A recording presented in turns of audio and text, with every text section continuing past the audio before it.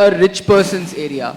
That 500 million people are still malnourished, and there are so many people in this country who are daily wage workers. You go to any so-called spiritual event in the country, will you see rural masses there or people like you in denims? Don't make conclusions which are not even true. People ask me these questions wherever I go in the world. Sadhguru, so many spiritual teachers and masters, so many great beings have come in India, but why are we so poor? Why is India so poor? Where is the spirituality? When I come to Delhi, I want to meet only the rich and powerful. Let it be very clear to you, I am not going to come to the slum in Delhi. It is a common notion among people that spirituality is a rich person's area. So even if you look at the people who have gathered around here, we are all pretty much well off. And once we have earned for ourselves, we then find time to do yoga or meditation or look into our inner being.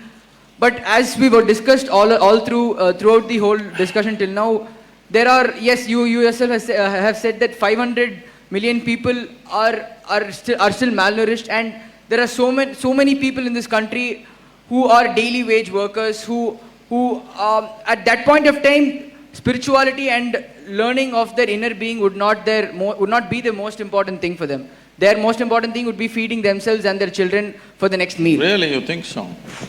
You do one thing, you go to any so-called spiritual event in the country, will you see rural masses there or people like you in denims? Who will you see? So, don't make conclusions which are not even true. Are we trying to prove something or are we trying to look at truth? The truth of this nation is, we have kept our populations in extreme abject poverty. Nourishment is missing, leave anything else. Nourishment is missing. In spite of that, I must tell you this, people ask me these questions wherever I go in the world. Sadhguru, so many spiritual teachers and masters, so many great beings have come in India, but why are we so poor? Why is India so poor? Where is the spirituality? Well, you know this, 250 years ago we were the richest nation on the planet. Everybody wanted to come to India. Why do you think of Vasco da Gama or that Columbus who made that mistake? All these people set off in the oceans that they did not know, and over 100 expeditions in the ocean drowned. Nobody ever wrote about them, all right? Because nobody writes about people who drown in the oceans. So why was everybody in Europe trying to come to India? Because it was the most prosperous nation. Well, in 250 years we got cleaned up. We can't… well, somebody did it to us because we can't just blame them because it is also ourselves who allowed that thing to happen to ourselves. Now we are trying to build back, all right? But even though you kept them in such abject poverty, wherever these people went, they made sure not a bit of the local culture remained. Just look at North America, South America, Australia and large parts of Africa, anywhere. This one culture, after 1,000 years of invasions, we've still kept our culture and our spiritual process. Not for nothing. Where we are, you know where our yoga center is, there is a police station about 12 kilometers away. This police station is supposed to service nearly 250,000 people in different levels of economic situations, all right? Some are rich farmers, some are medium, some are really poor, the tribal communities, everything. There are only now, in the last 30 years I've been there, at a time there was only 7-8 policemen with a ASI. Today, there are about 14 to 15 policemen with a SI. This is an upgrade that happened 3 years ago. Otherwise, even now, with these 14 policemen, 2 or 3 will be on leave because of something or the other, and 3-4 are on night duty.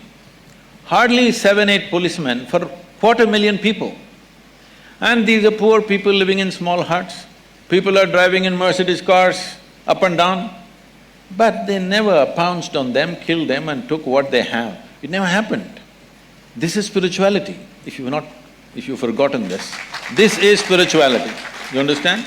Well, you don't stretch this too far. You don't take their spirituality too far. You have to settle what they need in their lives as quickly as possible, otherwise they won't hold for too long.